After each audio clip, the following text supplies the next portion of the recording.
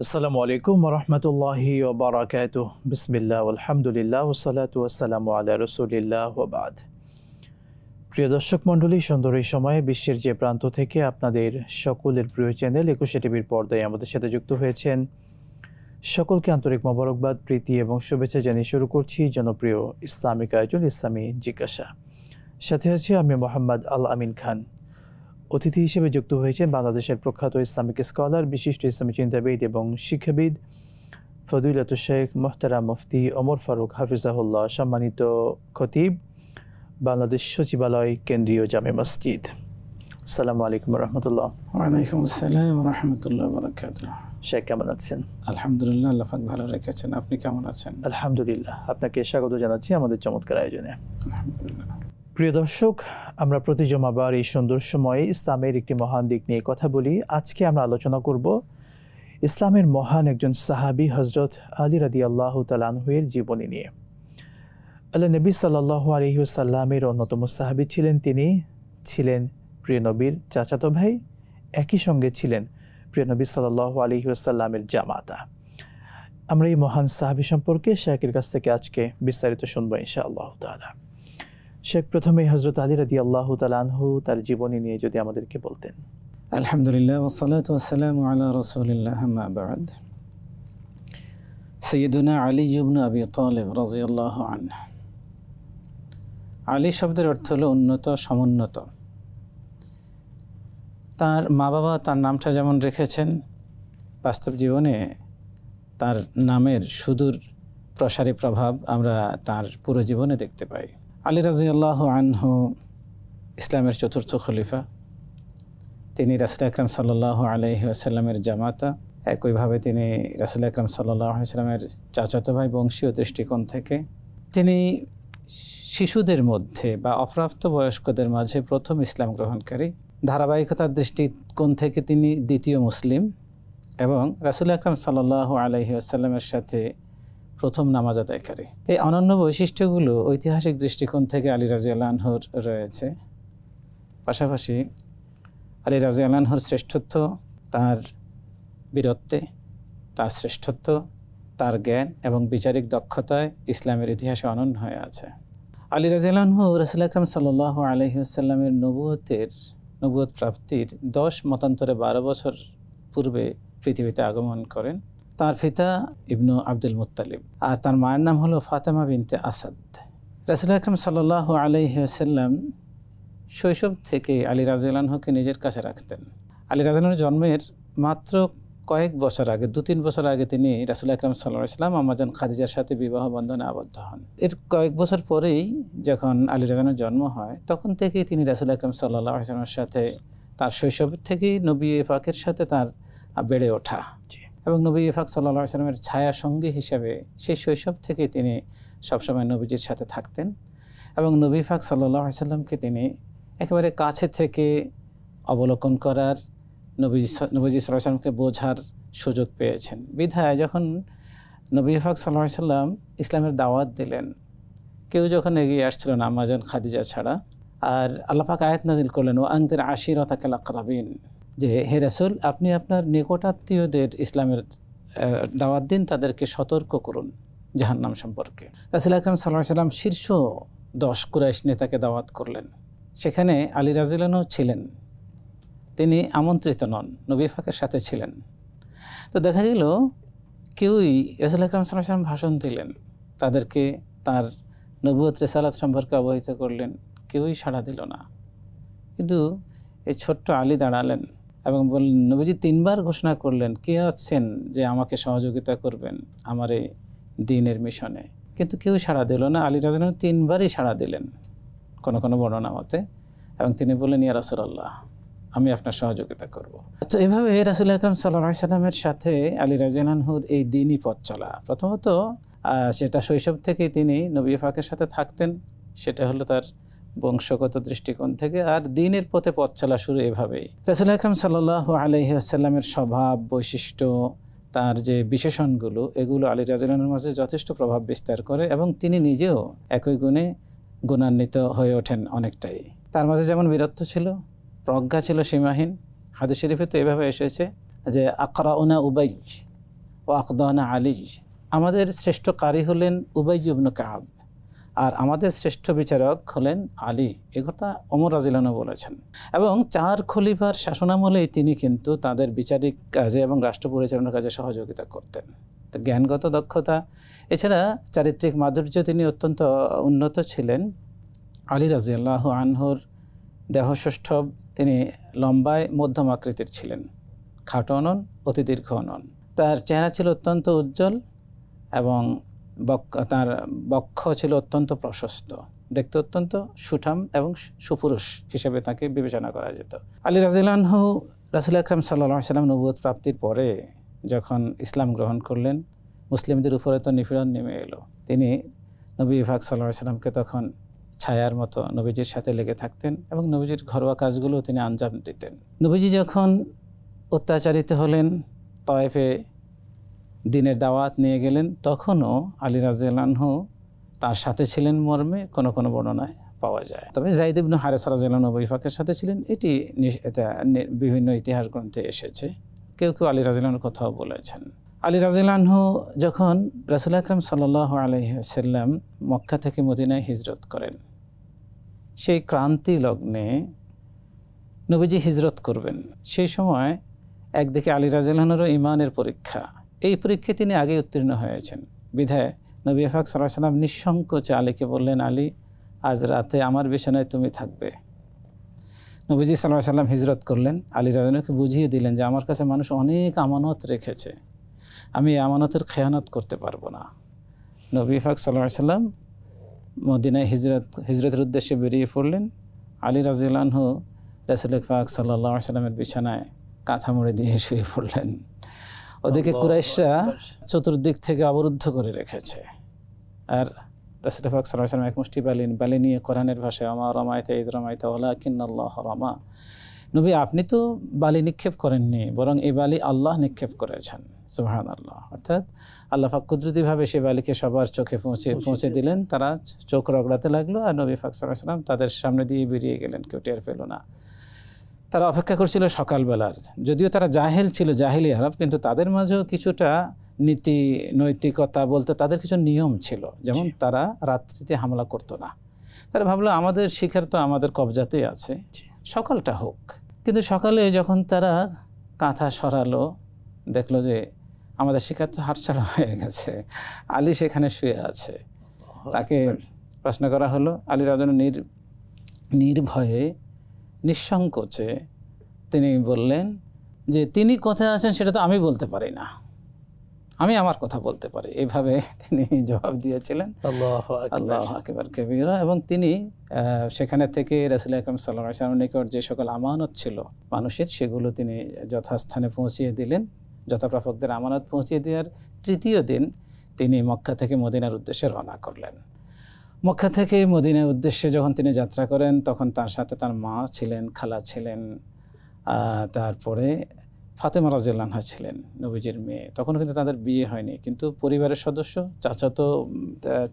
চাচাতো ভাইয়ের পরিবারের সদস্য হিসেবেই তারা মদিনায় হিজরত করেন। রাসূল আকরাম সাল্লাল্লাহু আলাইহি ওয়াসাল্লাম সেখানে তাদের অভ্যর্থনা জানান, তাদের গ্রহণ করেন। সেই থেকে সেই পূর্বের সম্পর্ক নবী পাক সাল্লাল্লাহু আলাইহি ওয়াসাল্লাম তাজা করলেন যখন তিনি, তার বয়স কোনো কোনো বর্ণনার মতে 20 বা 22, আর তখন ফাতেমা রাদিয়াল্লাহু আনহার বয়স ছিল 18। তাদের মাঝে বিবাহ বন্ধনের আয়োজন করা হয়। এই বিবাহ বন্ধনের আয়োজনটা, অর্থাৎ হযরত আলী রাদিয়াল্লাহু তাআলা আনহু এবং ফাতেমা রাদিয়াল্লাহু তাআলা আনহা তাদের বিয়ের যে চমৎকার ঘটনা, যদি একটু বিস্তারিতভাবে বলতেন দর্শকদেরকে। আসলে আলী রাদিয়াল্লাহু আনহুর বিয়ের বিষয়টি, আলী রাদিয়াল্লাহু আনহুর এক্ষেত্রে সৌভাগ্য তো অবশ্যই বলবো, যেহেতু ফাতেমা রাদিয়াল্লাহু আনহার জন্য অনেক উচ্চ ফ্যামিলি থেকে প্রস্তাব ছিল, অনেক উচ্চবংশীয় প্রস্তাব ছিল, অনেক জ্ঞানী গুণী এবং খ্যাতিমানদের প্রস্তাব ছিল। কিন্তু রাসূল আকরাম সাল্লাল্লাহু আলাইহি ওয়াসাল্লাম ক্ষেত্রে তার চেনা, তার জানা এবং তারই বলা যায় হাতে গড়া ছেলেটার হাতে নিজের মেয়েকে তুলে দিলেন। আমাদের সমাজে অবশ্য এটা অনেকটা শ্রুতিকটু বা দৃষ্টিকটু বলা যায়, চাচাতো ভাইয়ের সাথে বিয়ে দেওয়া, কিন্তু আরব দেশে এটি কোনো অপরাধ বা এটি কোনো বাস বিচারযোগ্য বিষয় ছিল না। এটা নিয়ে সে সমাজে কোনো ঝামেলা ছিল না, আর শরীয়তে তো নয়, শরীয়তে তো বিষয়টা এভাবে সম্পূর্ণই অনুমোদিত। তো যেহেতু নবী পাক সাল্লাল্লাহু আলাইহি ওয়াসাল্লাম তাকে তার হাতেই বড় করেছেন, তার বিশ্বাসযোগ্যতা আর নির্ভরযোগ্যতা এগুলোর কারণে তার কাছে মেয়ের বিয়ে দেন। এবং এক্ষেত্রে যে বিষয়টা যে ঘটনা বলতে মূলত ক্ষেত্রে আলী রাদিয়াল্লাহু আনহু তো একেবারে কপর্দকহীন ছিলেন। রাসূল আকরাম সাল্লাল্লাহু আলাইহি ওয়াসাল্লাম তাকে বিশেষভাবে হাদিয়ার ব্যবস্থা করেন। যদিও আমাদের সমাজে কেউ কেউ এটাকে দলিল বানিয়ে কনে পক্ষ থেকে বরপক্ষকে যৌতুক দেওয়ার একটা বিষয় রেওয়াজ চালু করতে চায়, কিন্তু বিষয়টা মোটেও এভাবে দলিলযোগ্য নয়। ইসলামী শরীয়তে এর কোনো ভিত্তি নেই। তো এরপরে যখন রাসূল আকরাম সাল্লাল্লাহু আলাইহি ওয়াসাল্লাম এবং তাদের মাঝে বিবাহ হয়ে গেল, তার কিছুদিন পরেই বদর যুদ্ধের দামামা বেজে উঠল। আলী রাদিয়াল্লাহু আনহু বদর যুদ্ধে অংশ নিলেন, অত্যন্ত বীরত্বপূর্ণ ভূমিকা রাখলেন। রাসূল আকরাম সাল্লাল্লাহু আলাইহি ওয়াসাল্লাম তাকে জুলফিকার তরবারিটি উপহার দিলেন। ইসলামের প্রতিটি যুদ্ধে আলী রাদিয়াল্লাহু আনহু অংশ নিয়েছেন, শুধু তাবুক যুদ্ধ ব্যতীত। তাবুকের অভিযানে তিনি অংশ নিতে পারেননি, কারণ রাসূল আকরাম সাল্লাল্লাহু আলাইহি ওয়াসাল্লাম তাবুক অভিযানে আলী রাদিয়াল্লাহু আনহুকে মদিনায় নবীজির স্থলাভিষিক্ত করে গেছেন। সুবহানাল্লাহ। বিধায় তিনি ইচ্ছা থাকা সত্ত্বেও তাবুক অভিযানে অংশ নিতে পারেননি। এছাড়া প্রত্যেকটি অভিযানে তিনি অত্যন্ত বীরত্ব সাহসিকতার পরিচয় দিয়েছেন। বিশেষ করে যখন হুদায়বিয়ার সন্ধি চুক্তিটি লেখার দায়িত্ব পড়ে আলী রাদিয়াল্লাহু আনহু। আলী রাদিয়াল্লাহু আনহু সেখান থেকে যখন কুরাইশ পক্ষ আপত্তি তুলল যে মুহাম্মাদুর রাসূলুল্লাহ, আলী আপনি যা লিখেছেন আমরা তো ওনাকে আল্লাহ রাসূল মানি না, এটা কেটে দিতে হবে, আলী রাদিয়াল্লাহু আনহু সেটা অস্বীকার করলেন। তিনি বললেন মুহাম্মাদুর রাসূলুল্লাহ, তিনি আল্লাহ রাসূল, এতে কোনো সন্দেহ নেই, আমি এটা কাটতে পারবো না। শেষে রাসূল আকরাম সাল্লাল্লাহু আলাইহি ওয়াসাল্লাম তার মুআজিজা হিসেবে, তিনি তো লিখতে জানতেন না এবং বাহ্যিকভাবে তিনি পড়তেও জানতেন না, তখন তিনি তার মুআজিজা সেখানে প্রকাশ পেয়েছে। নবী পাক সাল্লাল্লাহু আলাইহি ওয়াসাল্লাম নিজ হাতে সেটা কেটে দিয়েছেন কুরাইশদের দাবির প্রেক্ষিতে, এবং সন্ধি চুক্তি হয়ে গেল। আর একটা বিশেষ সেটা হলো যে উহুদ যুদ্ধ তিনি গুরুত্বপূর্ণ ভূমিকা রেখেছেন। বিশেষ করে সবাই যখন ছত্রভঙ্গ হয়ে পড়ল তখন তিনি সেক্ষেত্রে বিশেষ ভূমিকা রাখেন। খায়বারের যুদ্ধ, নবী পাক সাল্লাল্লাহু আলাইহি ওয়াসাল্লাম ঘোষণা করলেন যে আগামীকাল এমন একজনের হাতে আমরা পতাকা, ইসলামের পতাকা দেব, যে আল্লাহকে ভালোবাসে, তার রাসূলকে ভালোবাসে, এবং আল্লাহ এবং তার রাসূলও তাকে ভালোবাসেন। সুবহানাল্লাহ। এবং আল্লাহ রাসূল সাল্লাল্লাহু আলাইহি ওয়াসাল্লাম ঘোষণা করলেন যে আল্লাহ পাক তার হাতে আগামীকাল বিজয় দেবেন। খায়বার দুর্গ অনেকদিন অবরুদ্ধ করে রাখা হয়েছে, কিছুতেই বিজয় আসছিল না। ইহুদিদের সে মজবুত দুর্গটি, শেষ পর্যন্ত আলী রাদিয়াল্লাহু আনহু তিনি অসুস্থ ছিলেন।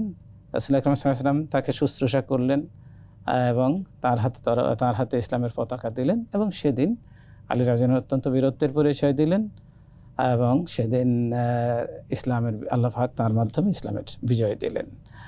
আরেকটি বিশেষ হলো যে সেদিন রাসূল আকরাম সাল্লাল্লাহু আলাইহি ওয়াসাল্লাম তাকে আসাদুল্লাহ উপাধি দিলেন, আসাদুল্লাহিল গালিব, আল্লাহর সিংহ উপাধি দিলেন। তো এভাবে ইসলামের প্রত্যেকটি যুদ্ধে তিনি অত্যন্ত বীরত্ব সাহসিকতার পরিচয় দিয়েছেন। তিনি এই দৃষ্টিকোণ থেকে মহাবীর। শুকরান, জাযাকাল্লাহ। অল্প কথায় অনেক আলোচনা নিয়ে আসছেন মহান সাহাবী সম্পর্কে। শেখ যদি বলতেন হযরত আলী রাদিয়াল্লাহু তাআলা আনহু হাদিস শাস্ত্রে তার অবদান কেমন ছিল? আসলে আমাদের খোলাফায়ে রাশিদিন যে চারজন আছেন, এই চার খোলাফায়ে রাশিদিন চারজনই কিন্তু আল আশারাতুল মুবাশশারাতু বিল জান্নাহ, জান্নাতের সুসংবাদপ্রাপ্ত সাহাবাদের অন্যতম, এবং তারা প্রত্যেকেই বড় হাদিস বিশারদ ছিলেন, প্রত্যেকেই বড় ফকিহ বা ইসলামী আইন বিশারদও ছিলেন, কিন্তু তারা হাদিস বর্ণনা করেছেন খুবই কম। চার খলিফাই কম সংখ্যক হাদিস বর্ণনা করেছেন, এবং তারা এক্ষেত্রে দুটি কারণে হাদিস তারা কম বর্ণনা করেছেন। একটা হলো প্রথম যুগে রাসূল আকরাম সাল্লাল্লাহু আলাইহি ওয়াসাল্লাম হাদিস বর্ণনা করতে নিষেধ করেছেন, যেন কুরআনের বাণীর সাথে হাদিসের একটা কোনো সংমিশ্রণ তৈরি না হয়, হাদিস এবং কোরআনে যাতে একটা বাছাই করতে সমস্যা তৈরি না হয়, এই কারণে তো তারা সেই বিষয়টাকে গুরুত্ব দিয়েছেন। দ্বিতীয় যে কারণটি সেটি হলো আসলে প্রত্যেকেই তারা, যেমন আলী রাদিয়াল্লাহু আনহু যদিও তিনি চতুর্থ খলিফা, কিন্তু প্রত্যেক খলিফার যুগে তার বিশেষ অবদান ছিল, বিশেষ দায়িত্ব ছিল। তিনি প্রত্যেক খলিফাকেই সহযোগিতা করেছেন বিভিন্ন কাজে। আর খোলাফায়ে রাশিদিন তাদের সেই ব্যস্ততার কারণে হাদিস কম বর্ণনা করেছেন। এই দুটি কারণ মূলত উল্লেখ করা হয়ে থাকে। এর মধ্যে আবু বকর রাদিয়াল্লাহু আনহু মাত্র 142টি হাদিস বর্ণনা করেছেন, অথচ তিনি বড় মাপের মুহাদ্দিসও ছিলেন, ফকিহ ছিলেন। আর যারাই খলিফা হবেন তাদের কিন্তু হাদিস শাস্ত্রের প্রচুর জ্ঞানের প্রয়োজন হয়। অনেক হাদিস জানা থাকতে হয়, তারা হাদিস জানতেন কিন্তু প্রচার করেছেন কম। বা এই বিষয়ে যেমন ইমাম আবু হানিফা রাহমাতুল্লাহ আলাইহি তিনি সর্বশ্রেষ্ঠ ফকিহ, আল ইমামুল আযম ফিল ফিকহ, কিন্তু তিনি হাদিস সেভাবে বর্ণনা করেননি। আর ইমাম বুখারী রাহমাতুল্লাহ আলাইহি তিনি কিন্তু বড় মুহাদ্দিস, আমিরুল মুমিনিন ফিল হাদিস, কিন্তু তিনি ফকিহ হিসেবে অতটা সমাদৃত নন। তো এভাবে এক একজন এক এক লাইনে এগিয়ে গেছেন। খোলাফায়ে রাশিদিনের মধ্যে আলী রাদিয়াল্লাহু আনহু হাদিস বর্ণনা করেছেন মাত্র 586টি, অর্থাৎ হাদিস তিনি তার বিভিন্ন কিতাবে তার থেকে যে হাদিসগুলোর সংখ্যা পাওয়া যায়, বর্ণনা পাওয়া যায়, এর সব মিলিয়ে দাঁড়ায় 586টি। তিনি অন্যান্য ক্ষেত্রে তার বিশেষ করে বিচারিক কার্যে, ফিকহের ক্ষেত্রে এবং যে বিভিন্ন ইসলামী যে রায়, ফায়সালা, ফারায়েজ, এগুলোর ক্ষেত্রে তিনি অনেক প্রাজ্ঞ ছিলেন। যেমন বলা হয় যে কাযিয়াতুন লা আলাইয়া লাহা, যে এটা মাসালা তৈরি হয়েছে, সেখানে একটা বিচার এসেছে, কিন্তু এক্ষেত্রে কোনো আলী নাই। রিদ্দাতুন লা আবু বাকরিন লাহা, যে এটা রিদ্দাহ, ইসলাম ত্যাগের হিড়িক পড়েছে যখন নবীজি ইন্তেকাল করলেন, আবু বকর খলিফা হলেন, রিদ্দার যুদ্ধ বলা হয়। তো যে রিদ্দা আছে, ধর্মত্যাগের হিড়িক পড়েছে, কিন্তু কোনো আবু বকর নেই। তো ঠিক তেমনই একটা কথা হলো কাযিয়াতুন লা আলাইয়া লাহা, যে বিচার কার্য এসেছে বা বিচার নালিশ দায়ের হয়েছে, কিন্তু এটা সমাধানের কোনো আলী নেই। তো একইভাবে তিনি আবার নাহু শাস্ত্রে অত্যন্ত পণ্ডিত ছিলেন।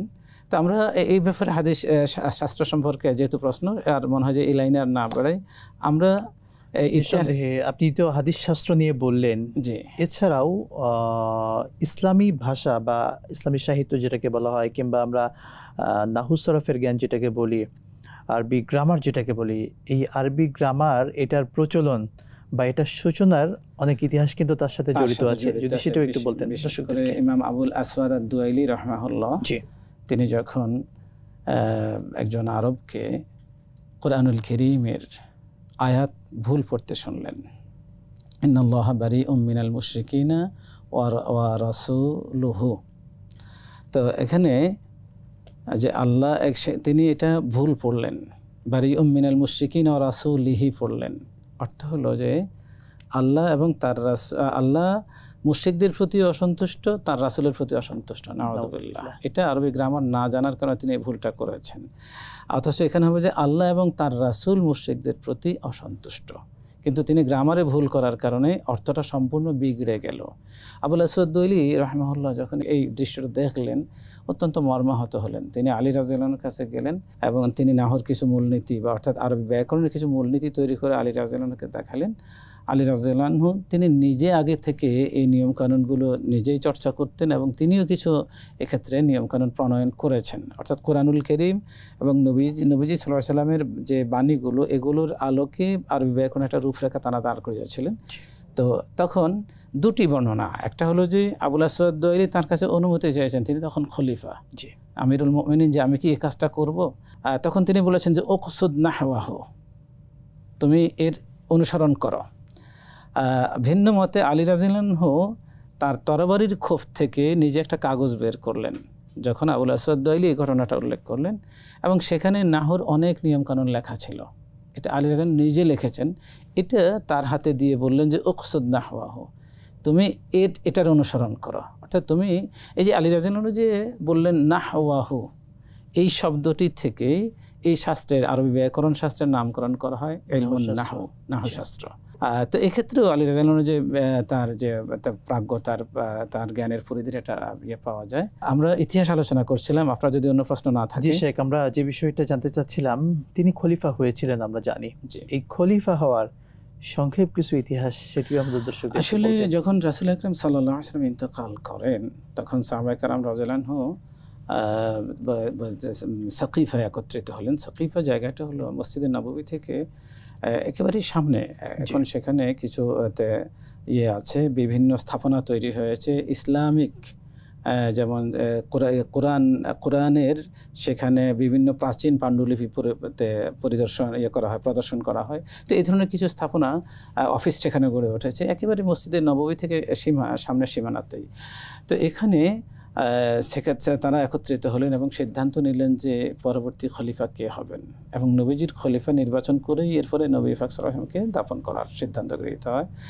তো প্রথমে প্রথমে আবু বকর রাদিয়াল্লাহু আনহু খলিফা হলেন, এরপরে ওমর রাদিয়াল্লাহু আনহু খলিফা হলেন, ওসমান রাদিয়াল্লাহু আনহু খলিফা হলেন, এবং তিনি একটি দাঙ্গা হাঙ্গামা অবস্থায় শহীদ হয়ে গেলেন। তাকে কোরআন তেলাওয়াত অবস্থায় শহীদ করে দেওয়া হলো। এর প্রেক্ষিতে যখন তিনি শহীদ হয়ে গেলেন, তখন আনসার মুহাজির সবাই একত্রিত হলেন যে আমাদের পরবর্তী খলিফা কে হলেন। তারা দেখলেন যে আলীর থেকে অধিক জ্ঞানী, আলীর থেকে অধিক যোগ্যতা সম্পন্ন আর কেউ নেই। তো তারা আলী রাদিয়াল্লাহু আনহুকে খলিফা বানিয়ে দিলেন। এক্ষেত্রে আলী রাদিয়াল্লাহু আনহু 35 হিজরি সনের শুরুর দিকে খেলাফতের দায়িত্ব গ্রহণ করেন। কিন্তু সেখানে একটা দ্বন্দ্ব তৈরি হলো যে ওসমান রাদিয়াল্লাহু আনহু শহীদ হলেন, তাকে যে হত্যা করা হলো, এই হন্তারককে, ঘাতককে কারা, এরা কোন গোষ্ঠী, তাদেরকে চিহ্নিত করতে হবে এবং তাদের যথাযথ বিচার করতে হবে। শেখ, আমরা এই বিচারের এই জায়গা থেকে আসবো বিরতির পরে ইনশাআল্লাহ। দেখছিলেন 21 টিভির পর্দায় জনপ্রিয় ইসলামিক আয়োজন ইসলামী জিজ্ঞাসা। সময় হলো এই পর্যায়ে ছোট্ট বিরতির, সাথেই থাকুন, ফিরছি ইনশাআল্লাহ।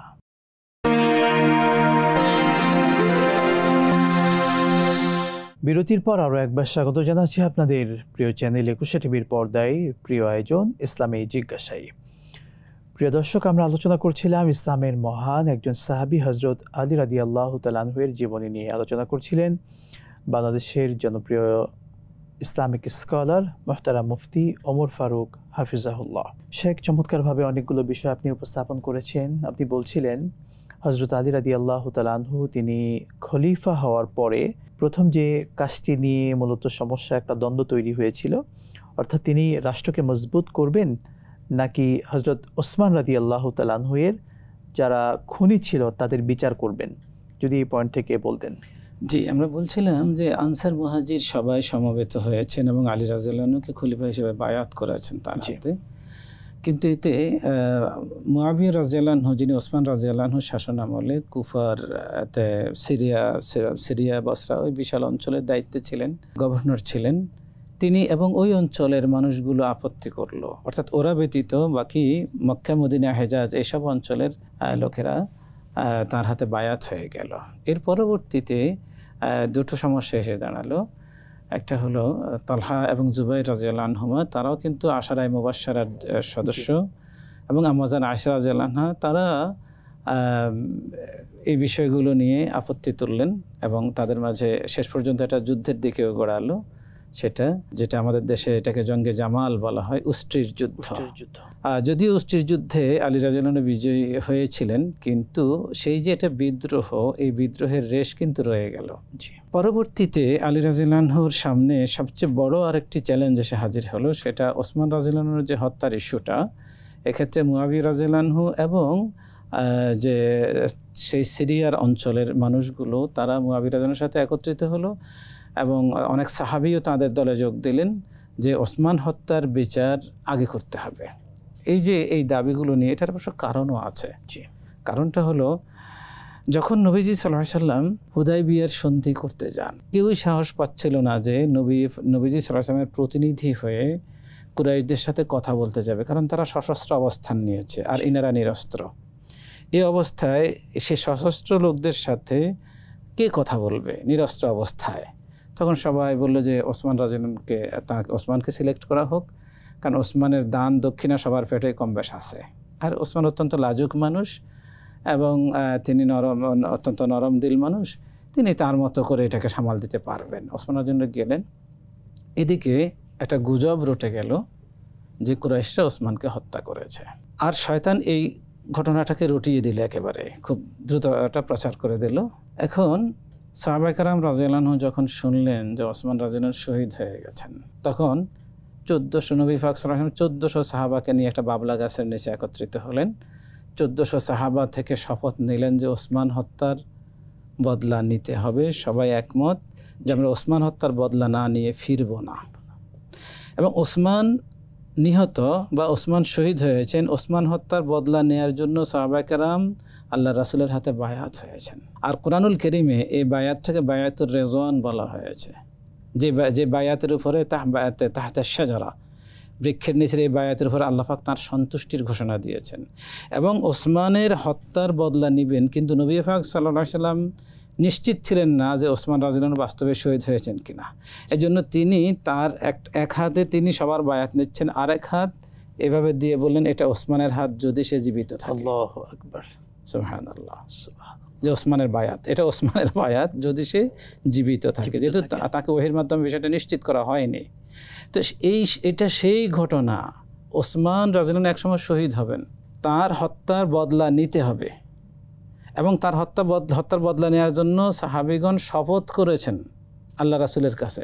এটি হলো সেই ইস্যু এসে দাঁড়িয়েছে এখানে, যে আমরা তখন শপথ করেছি, এখন তো বাস্তবে ওসমান নিহত, তাহলে ওসমান হত্যার বদলা আমাদের নিতে হবে, আগে এটা নিতে হবে। মূলত ঘটনার এদিক কিছু অমুসলিম ঐতিহাসিক এক্ষেত্রে একটু প্যাঁচ লাগিয়ে দিয়েছে, এটাকে মুআবিয়া রাদিয়াল্লাহু আনহুর স্বেচ্ছাচারিতা, তার উচ্চাভিলাষ বা এই জাতীয় বিভিন্ন ভাষা প্রয়োগ করেছে, যা সম্পূর্ণ অন্যায়।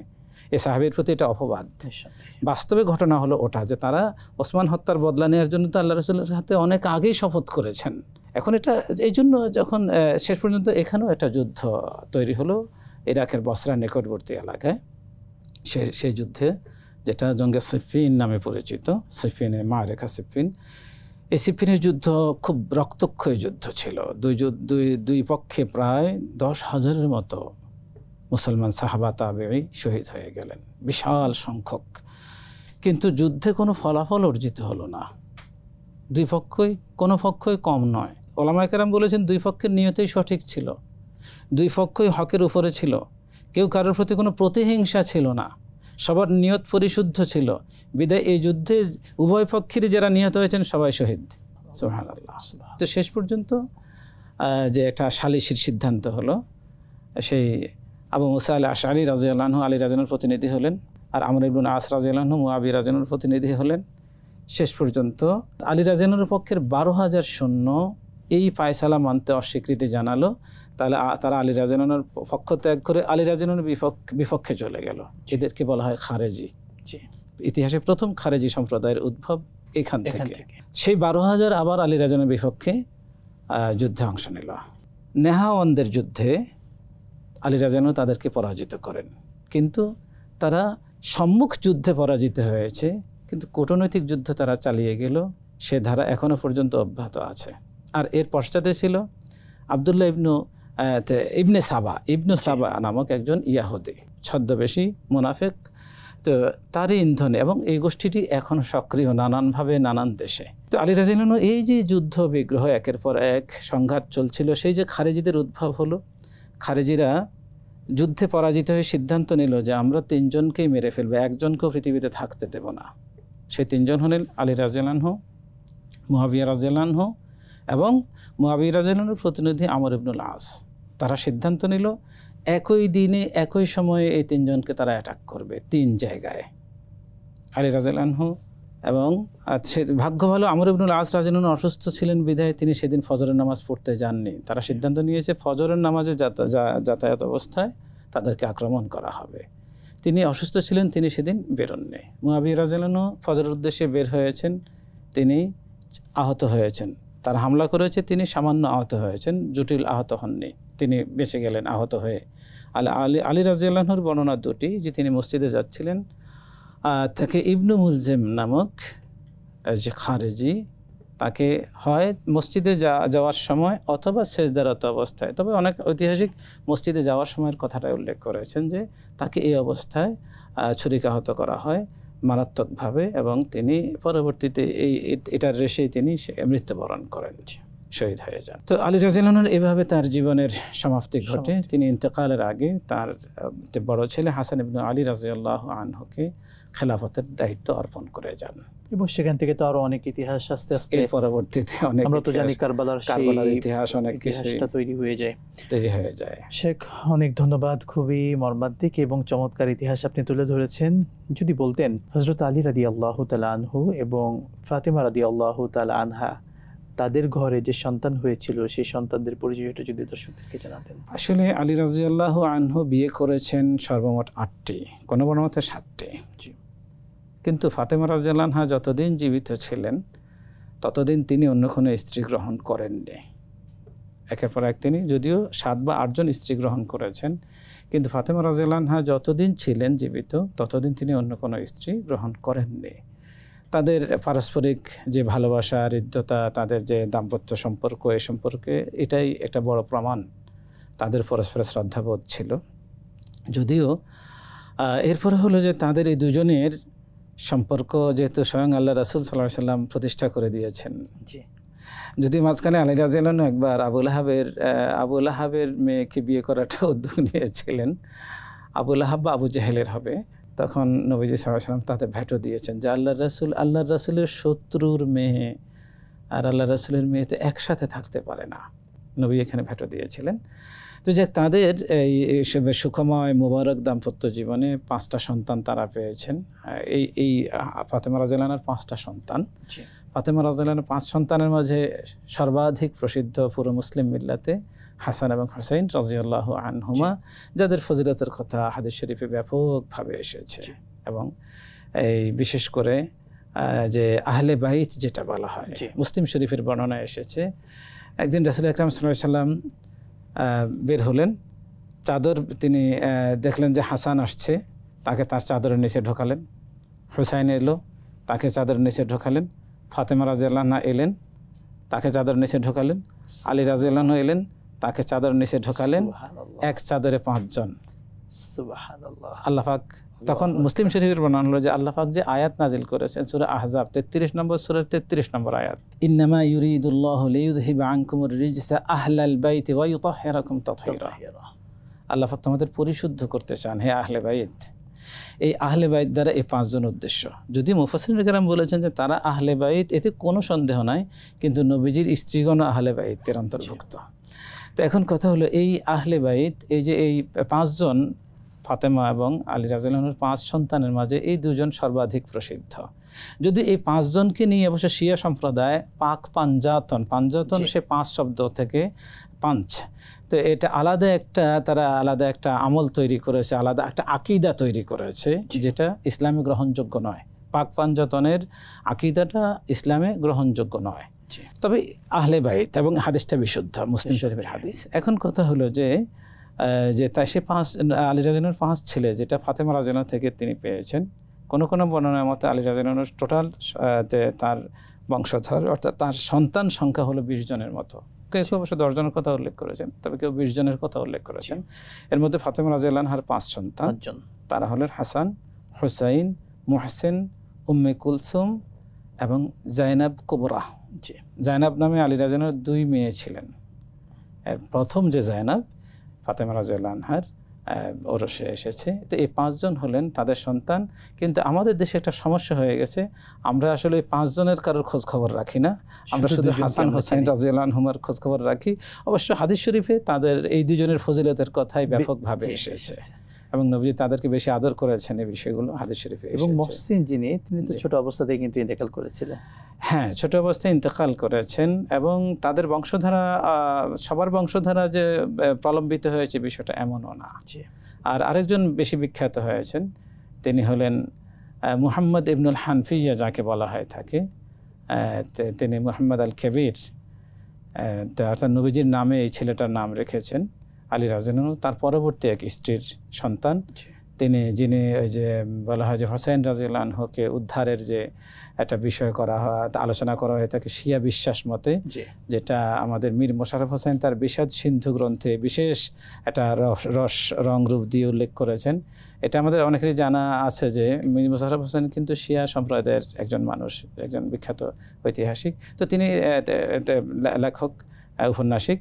তো তিনি সেখানে এটাকে ইতিহাস অনেকটা বিকৃত হয়ে গেছে, বিষাদ সিন্ধুতে ইতিহাস বিকৃত করে তিনি তার এই উপন্যাসটা লিখেছেন। বিধায় এটাকে কেউ নির্ভরযোগ্য যেন মনে না করে। নিঃসন্দেহে শুকরান, জাযাকাল্লাহ। আসলে আমরা তো এই আয়োজনের মাধ্যমে সঠিকটা আমাদের দর্শকদেরকে জানাতে চাই। আশা করি আমাদের দর্শকরা সঠিক তথ্যটাই পাচ্ছেন। সে আরেকটি বিষয়, হযরত আলী রাদিয়াল্লাহু তাআলা আনহু তার পুরো জীবনের অনেক ঘটনা আছে, অল্প সময় আমরা হয়তো শেষ করতে পারবো না। উল্লেখযোগ্য কিছু ঘটনা যদি আমাদের প্রিয় দর্শকদেরকে জানাতেন। আলী রাদিয়াল্লাহু আনহুর উল্লেখযোগ্য ঘটনাগুলোর মাঝে তো প্রথমে হলো যে তার ইসলাম গ্রহণ। আরেকটি উল্লেখযোগ্য ঘটনা হলো যে নবীজির হিজরতের রাতে তিনি তার নবীজির বিছানায় ছিলেন জীবনের ঝুঁকি নিয়ে। আরেকটি উল্লেখযোগ্য ঘটনা হলো তিনি নবীজির মেয়ের সাথে, নবীজির যে আদরের কন্যার সাথে তার বিয়ের বিষয়টা। আর এছাড়া প্রত্যেকটি যুদ্ধে আলী রাদিয়াল্লাহু আনহু বিশেষ ভূমিকা, আমরা কয়েকটা যুদ্ধের কথা আলোচনা করেছি ইতিমধ্যে, বিশেষ করে খায়বার বিজয়, বদরে তার বিশেষ ভূমিকা, এগুলো আছে। এছাড়া আলী রাদিয়াল্লাহু আনহুর বিশেষ ঘটনা হলো, যেমন বিশেষ একটা আমলের কথা আমরা বলতে পারি। আমাদের দেশে তাসবিহে ফাতেমি, আমরা যেটা আমাদের আমলযোগ্য একটা ঘটনাই বলি, তাসবিহে ফাতেমি একটা কথা আছে। আমরা এই তাসবিহে ফাতেমির আমল বলতে বুঝি যে প্রত্যেক ফরজ নামাজের সালাম ফিরিয়ে 33 সুবহানাল্লাহ, 33 আলহামদুলিল্লাহ, 33 বা 34 আল্লাহু আকবার বলা। এটাকে আমাদের দেশে তাসবিহে ফাতেমি মনে করা হয়, কিন্তু আসলে এটা তাসবিহে ফাতেমি নয়, বরং এটা তাসবিহে ফাতেমির হুবহু আরেকটা আমল। হাদিস শরীফে আছে মান সাব্বাহা দুবুরা কুল্লি সালাতিন, যে ব্যক্তি প্রত্যেক ফরজ নামাজের পরে 33 সুবহানাল্লাহ, 33 আলহামদুলিল্লাহ, 33 আল্লাহু আকবার, এরপরে লা ইলাহা ইল্লাল্লাহু ওয়াহদাহু লা শারীকা লাহু লাহুল মুলকু ওয়া লাহুল হামদু ওয়া হুয়া আলা কুল্লি শাইইন কাদির একবার বলে 100 পূর্ণ করবে, তার গুনাহ যদি সমুদ্রের ফেনা পরিমাণ হয় আল্লাহ পাক মাফ করে দেবেন। সুবহানাল্লাহ। এটা একটা আমল। আর তাসবিহ ফাতেমি কি? তাসবিহ ফাতেমি হলো, একদিন রাসূল আকরাম সাল্লাল্লাহু আলাইহি সাল্লাম ফাতেমা রাদিয়াল্লাহু আনহার বাসায় এলেন, এসে দেখলেন তারা ঘুমিয়ে পড়েছেন। দরজাটা হয়তো বা সে যুগে মজবুত ছিল কিনা আমরা জানি না। নবী পাক সাল্লাল্লাহু আলাইহি সাল্লাম ঘরে ঢুকলেন, বললেন তোমরা শুয়ে থাকো, তোমরা ওঠার দরকার নেই। দুজনে শুয়েছিলেন। রাসূল আকরাম সাল্লাল্লাহু আলাইহি সাল্লাম দুজনের মাঝে, মেয়ে এবং জামাই দুজনের মাঝে এসে বসে পড়লেন। আলী রাদিয়াল্লাহু আনহু বর্ণনা করেন যে আমি নবীজি সাল্লাল্লাহু আলাইহি সাল্লামের পায়ের শীতলতা আমার বুকে অনুভব করেছি। এতটা ঘনিষ্ঠ হয়ে নবীজি বসলেন। এর কারণ হলো, এর আগে ফাতেমা রাদিয়াল্লাহু আনহা নবীজির খোঁজে গিয়েছেন, গিয়ে নবীজিকে পেলেন না। আয়েশা রাদিয়াল্লাহু আনহাকে বলে এলেন যে অমুক যুদ্ধে থেকে তো অনেক দাসী পাওয়া গেছে, তো আল্লাহ রাসূল তো এগুলো সবাইকে ভাগ বাটোয়ারা করে দেবেন। আমি ওদিকে জাঁতা ফিসতে ফিসতে গম থেকে আটা তৈরি করতে করতে আমার তো ফোসকা পড়ে গেছে, বা আমার শরীর ব্যথা, এটা তো আপনি জানেনই। তো আব্বাজান এলে আব্বাজানকে একটু বলবেন যে অনেক দাসী তো তিনি বিতরণ করবেন, আমার জন্য যাতে একটা দাসী রাখা হয়। রাসূল আকরাম সাল্লাল্লাহু আলাইহি ওয়াসাল্লাম অনেক রাত করে বাসায় ফিরলেন। ফেরার পরে আম্মাজান আয়েশা রাদিয়াল্লাহু আনহা তাকে এই ঘটনা জানালেন। এই জন্য নবীজি তখন আর বাসায় অপেক্ষা না করে সরাসরি মেয়ের বাড়ির দিকে ছুটলেন এবং গিয়ে এই অবস্থায় তাদেরকে শোয়া অবস্থায় পেলেন। তখন বললেন যে আমি কি তোমাকে এর চেয়ে উত্তম একটা সম্পদের কথা বলবো? তুমি তো দাসী চেয়েছো, এর থেকে উত্তম আমল, উত্তম সম্পদ আমি কি তোমাকে বলবো? তখন নবীজি বললেন, তোমরা যখন ঘুমাতে যাবে তখন 33 সুবহানাল্লাহ, এখানে অবশ্য ধারাবাহিকতা এভাবে বলা হয়েছে, প্রথমে 34 আল্লাহু আকবার, এটা কোনো সমস্যা নয়। 33 সুবহানাল্লাহ, 33 আলহামদুলিল্লাহ, 34 আল্লাহু আকবার পড়ে ঘুমাবে। এটা হলো তোমার যাবতীয় চাওয়া থেকে বা তোমার যা প্রয়োজন আল্লাহ পাক এটা পূর্ণ করে দেবেন, বা এটা তোমার সেই দাসী থেকে উত্তম। সুবহানাল্লাহ, এইভাবে বর্ণনাটা বলা হয়েছে। এখন এটা বিশেষ ঘটনা হলো এই, আমরা বিশেষ ঘটনা হিসেবে কিন্তু সিপিনের যুদ্ধ, উস্টির যুদ্ধ এগুলো উল্লেখ করেছি, খারেজিদের ঘটনা উল্লেখ করেছি। এর সাথে একটা সম্পর্ক আছে, সেটা হলো আলী রাদিয়াল্লাহু আনহু যখন এই আমলটার বর্ণনা দিচ্ছেন, হাদিসটা বর্ণনা করছেন, তখন এক ব্যক্তি, এক তাবেঈ তাকে জিজ্ঞেস করলেন, ইয়া আমিরুল মুমিনিন, আপনার সবচেয়ে কঠিন সময় ছিল সিপিনের রাতটা। আলী রাদিয়াল্লাহু আনহু বলছিলেন যে আল্লাহ রাসূল সাল্লাল্লাহু আলাইহি ওয়াসাল্লাম আমাদেরকে এই আমলটা শেখালেন, তাসবিহ ফাতেমি শিখালেন, আমি এরপর থেকে কখনো এটা ছাড়িনি। তখন তিনি প্রশ্ন করলেন যে আমিরুল মুমিনিন, আপনার জীবনের সবচেয়ে কঠিন সময় ছিল সিপ্পিনের রাতটা, এই সিপ্পিনের রাতে সেই যুদ্ধের ময়দানেও কি আপনি এই আমলটা ছাড়েননি? আলী রাদিয়াল্লাহু আনহু বললেন, না, আমি সিপ্পিনের সে রাতে এই আমলটা ছাড়িনি। সুবহানাল্লাহ। ঘুমোতে গেলে তো অনেক আমল আছে, আয়াতুল কুরসির আমল আছে, তারপরে মুআউযাত, সূরা কাফিরুন, ইখলাস, ফালাক, নাসের আমল আছে। তো এগুলো তো আছেই, কিন্তু এটা যে একটা গুরুত্বপূর্ণ আমল এবং এটাকে তাসবিহে ফাতেমি বলা হয়, এটা আমাদের সমাজে অনেকেই জানেন না, এবং বিশেষ করে আমাদের বোনদের এটা জানা উচিত। তাদের নামে, ফাতেমা রাদিয়াল্লাহু আনহার নামেই আমলটার নামকরণ তাসবিহে ফাতেমি। শেখ চমৎকার ভাবে বললেন। আরেকটা বিষয় যদি বলতেন, আমরা মহরে ফাতেমি বলি, আসলে মহরে ফাতেমি এটা কি, যদি আমাদের দর্শকদেরকে একটু। রাসূল আকরাম সাল্লাল্লাহু আলাইহি ওয়াসাল্লাম তার মেয়েদের বিয়েতে এবং তার স্ত্রীদের অনেকের বিয়েতে সমপরিমাণ মোহর ধার্য করেছেন। সেটা অনেক আলেমের মতে 480 দিরহাম, অনেকে 500 দিরহাম বলেছেন। তো 500 দিরহাম হয় রৌপ্য, 500 দিরহাম মানে হলো রৌপ্য মুদ্রা। তো 500 দিরহাম এটা ফাতেমা রাদিয়াল্লাহু আনহার বিয়েতেও তিনি মোহর ধার্য করেছেন। জি, এই 500 দিরহাম বাংলাদেশে আমাদের যে প্রচলিত ভরি, রূপার ভরি হিসেবে হয়ে থাকে 131.25, অর্থাৎ 131 ভরি রূপা। জি, 131 ভরি রূপা বা 500 দিরহাম ছিল ফাতেমা রাদিয়াল্লাহু আনহার মোহর, বিবাহের মোহর। এই জন্য এটাকে মোহরে ফাতেমি বলা হয়। তো বর্তমান বাজারে এটা প্রায়, এখন তো রূপার দাম স্বর্ণের দাম দুইটাই আকাশচুম্বী, সেই হিসেবে এখন প্রায় এটা 2.25 লাখ টাকার কাছাকাছি, যদি ভালো মানের রূপায় বিবেচনা করা হয়, 22 ক্যারেট 23 ক্যারেটের। এটাই হলো মোহরে ফাতেমি। জি, শুকরান জাযাকাল্লাহ। আমরা আপনার থেকে হযরত আলী রাদিয়াল্লাহু তাআলা আনহু এর জীবনের অনেকগুলো দিক আমরা জেনেছি। আমরা বিরতির পরে আবারও বিস্তারিত শুনছি ইনশাআল্লাহ। প্রিয় দর্শক মণ্ডলী, দেখছিলেন চমৎকার আয়োজন আপনাদের প্রিয় চ্যানেল 21 টিভির পর্দায় ইসলামী জিজ্ঞাসা।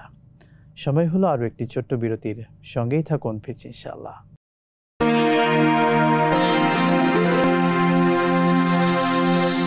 বিরতির পর আরও একবার স্বাগত জানাচ্ছি আপনাদের সকলের প্রিয় চ্যানেল 21 টিভির পর্দায় জনপ্রিয় ইসলামিক আয়োজন ইসলামী জিজ্ঞাসায়। প্রিয় দর্শক, আমরা আলোচনা করছিলাম হযরত আলী রাদিয়াল্লাহু তাআলা আনহু এর জীবনী নিয়ে। চমৎকারভাবে শুনেছি আমরা আমাদের সম্মানিত অতিথির কাছ থেকে। আমরা এই পর্যায়ে কিছু মাসালা নিচ্ছি আমাদের জীবন ঘনিষ্ঠ শেখ। আমরা গুরুত্বপূর্ণ একটি মাসালা জানতে চাচ্ছি। আমরা মুসলিম পুরুষরা আমাদের দাড়ি কিংবা গোফ অর্থাৎ মোজ কাটার ক্ষেত্রে সুন্নাহ পদ্ধতি কি যদি বলতেন। আলহামদুলিল্লাহ, আসলে হাদিস শরীফে অনেক হাদিসে, বুখারী মুসলিমের হাদিসে এসেছে নবীজি সাল্লাল্লাহু আলাইহি ওয়াসাল্লাম বলেছেন ওয়াফিরুল্লাহ, দাড়ি লম্বা করো, কাসসুশ শাওয়ারিব, জুজ্জুশ শাওয়ারিব, গোফ খাটো করো। তো এক্ষেত্রে একেবারে সহজ মূলনীতি বুখারী শরীফের 5553 নম্বর হাদিসটি এক্ষেত্রে ওলামায়ে কেরাম বিশেষভাবে দলিলযোগ্য মনে করেন, দলিল হিসেবে গ্রহণ করেছেন। সেটা হলো ইমাম বুখারী হাদিসটা বর্ণনা করলেন যে নবী পাক সাল্লাল্লাহু আলাইহি ওয়াসাল্লাম বলেছেন ওয়াফিরুল্লাহ, দাড়িকে ছেড়ে দাও, আর জুজ্জুশ শাওয়ারিব, তোমরা গোফকে খাটো করো। তো এক্ষেত্রে প্রথমে গোফের কথা বলি যে গোফ খাটো করা নবীজির সুন্নাহ এবং নির্দেশ। এটা কতটুকু খাটো করা যাবে? যতটুকু খাটো করা যায়। আর অনেকে গোফ মুড়িয়ে ফেলেন, ছেঁচে ফেলেন। অনেক ওলামায়ে কেরাম এটাকে নিষেধ করেছেন, যে নবী পাক ছোট করতে বলেছেন, নবীজি মুড়িয়ে ফেলতে বা ছেঁচে ফেলতে বলেননি। সুতরাং ছোট করে রাখাটাই এক্ষেত্রে উত্তম। আর দাড়ির ক্ষেত্রে সেই 5553 বুখারীর এই হাদিসটাতে এসেছে। ইমাম বুখারী বর্ণনা করেন আব্দুল্লাহ ইবনে ওমর রাদিয়াল্লাহু আনহুমা, এই সাহাবী হজ উমরার সময় তিনি তার দাড়িকে ধরতেন এভাবে, তিনি লম্বার দিক থেকে দাড়িকে এভাবে ধরতেন এবং তার এক মুষ্টির অতিরিক্ত অংশটা তিনি ছেটে ফেলতেন, কেটে ফেলতেন। তো এক্ষেত্রে ওলামায়ে কেরাম যেটা বলছেন যে সাহাবায়ে কেরাম আমল করেছেন আল্লাহর রাসূলকে দেখে। নবীজি সাল্লাল্লাহু আলাইহি ওয়াসাল্লামের অনেক হাদিস সাহাবায়ে কেরাম মুখে বর্ণনা করেছেন যে আল্লাহর রাসূল এভাবে বলেছেন। আবার অনেক হাদিস শুধু তারা আমল করে দেখিয়েছেন, প্র্যাকটিক্যালি দেখিয়েছেন, এরপর বর্ণনা করেননি। এটা প্র্যাকটিক্যাল একটা বর্ণনা যেটা আল্লাহ রাসূল থেকে তারা শিখেছেন এবং বোঝা যায় যে এটা অন্যান্য সাহাবীদের আমল হওয়াটাই স্বাভাবিক। সুতরাং এক্ষেত্রে শরীয়তের বিধান হলো নবীজি একটা হাদিসেও বলেন যে দাড়ি কাটো। পুরো হাদিস শরীফের ভাণ্ডারে দাড়ি কাটা যাবে এই মর্মে কোনো হাদিস নেই। সব হাদিসের বর্ণনা দাড়িকে উন্মুক্তভাবে ছেড়ে দাও, দাড়ি বড় করো, এই ভাষাগুলো এসেছে। তো দাড়ি কাটা যাবে কিভাবে? এই প্র্যাকটিক্যাল বর্ণনার দ্বারা ওলামায়ে কেরাম বলেন যে হ্যাঁ, নবীজির নির্দেশ দাড়ি ছেড়ে দাও, বড় করো। আর সাহাবীর আমল দ্বারা প্রমাণিত হয় যে এক মুষ্টির অতিরিক্তটা কাটা যাবে। সুতরাং এটাই এক্ষেত্রে প্রণিধানযোগ্য বিষয়, এর ব্যতিক্রম শরীয়তে গ্রহণযোগ্য নয়। এবং বেশিরভাগ ওলামায়ে কেরাম এবং আমাদের হানাফি ওলামায়ে কেরাম দাড়ি এক মুষ্টি পরিমাণ লম্বা করাকে ওয়াজিব বলেছেন। এবং দাড়ি যেহেতু পুরুষের শান, পুরুষের বৈশিষ্ট্য, এটা একেবারে মুড়িয়ে ফেলা, ছেঁচে ফেলাকে এটা তাহবিল খালক, আল্লাহর সৃষ্টিতে বিকৃতির সাথে উল্লেখ করা হয়েছে। এবং দাড়ির প্রসঙ্গ কিন্তু কোরআনুল কারীমে এসেছে। নবীদের দাড়ি লম্বা ছিল, যে হারুন আলাইহিস সালামের দাড়ি চেপে ধরেছিলেন।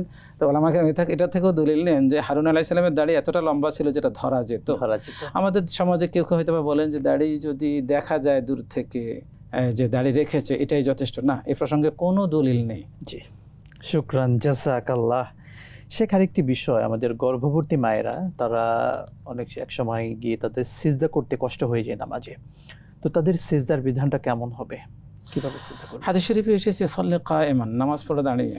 ফাইলাম তাস্তাতি ফাকাইদান, তাহলে যদি সক্ষম না হও তাহলে বসে, ফাইল্লাম তাস্তাতে ফালা জামবিন, যদি এতেও সক্ষম না হয় দাঁড়িয়ে নামাজ পড়ো, দাঁড়িয়ে, সক্ষম না হলে বসে, সক্ষম না হলে শুয়ে। সুতরাং আমাদের মায়েরা যখন গর্ভবতী হন, বাচ্চা যখন বড় হতে থাকে, এক একজনের শারীরিক অবস্থা এক এক রকম। তো যারা স্বাভাবিকভাবে সেজদা করতে সক্ষম হন না, তারা যেভাবে সেজদা করতে সক্ষম তাদের জন্য সেভাবে ছাড়া আছে। একেবারে সহজ কথায়, তারা যেভাবে সেজদা করতে সক্ষম তারা সেভাবে সেজদা করবেন। তবে ফরজ নামাজ ছাড়া অন্য সুন্নত নফল নামাজগুলো শুরু থেকেও বসে পড়া যায়, এটা শরীয়তে ছাড়া আছে। অনেক মা বোনেরা তারা সামনে বালিশ রেখে দেন, অর্থাৎ বিছানা কিংবা কোনো উঁচু জায়গায় বালিশ রেখে সেখানে মাথা ঠেকিয়ে সিজদা করেন, আসলে এটা ঠিক আছে কিনা? আসলে এটা হলো ইশারায় সালাতের যে নিয়ম, সেখানে বালিশ বা উঁচু কিছুর উপরে সেজদা করার কোনো বর্ণনা নেই, হাদিস শরীফে নেই, মাসালার কিতাবগুলো অনুমোদন নেই। বরং এক্ষেত্রে হলো ইশারা করা, আমি যতদূর ঝুঁকতে পারি। সেজদা যিনি জমিনে কপাল ঠেকাতে পারছেন না অসুস্থতার কারণে, তিনি যতটুকু ঝুঁকতে পারেন, তার শরীরে কোনো চাপ না নিয়ে, ক্ষতি বাচ্চা বা নিজের ক্ষতি না হয়, তো এভাবে তিনি যতটুকু ঝুঁকতে পারবেন, এতেই তার সেজদার ফরজ আদায় হয়ে যাবে। কিন্তু কোনো বালিশ বা কোনো টুল এগুলো সামনে রেখে সেজদা করা, এটা শরীয়তে অনুমোদিত নয়। শুকরান, জাযাকাল্লাহ, আপনাকে অসংখ্য ধন্যবাদ শেখ। প্রিয় দর্শক, আপনারা এতক্ষণ দেখছিলেন আপনাদের সকলের প্রিয় চ্যানেল 21 টিভির পর্দায় জনপ্রিয় ইসলামিক আয়োজন ইসলামী জিজ্ঞাসা। আজকের মতো বিদায় নেব, তবে প্রতি জুমাবার এই সুন্দর সময়ে হাজির হয়ে যাবে ইনশাআল্লাহ তাআলা। আল্লাহ তাআলা আমাদের প্রত্যেককে সুস্থ রাখুন, ভালো রাখুন। আসসালামু আলাইকুম ওয়া রাহমাতুল্লাহি ওয়া বারাকাতুহু।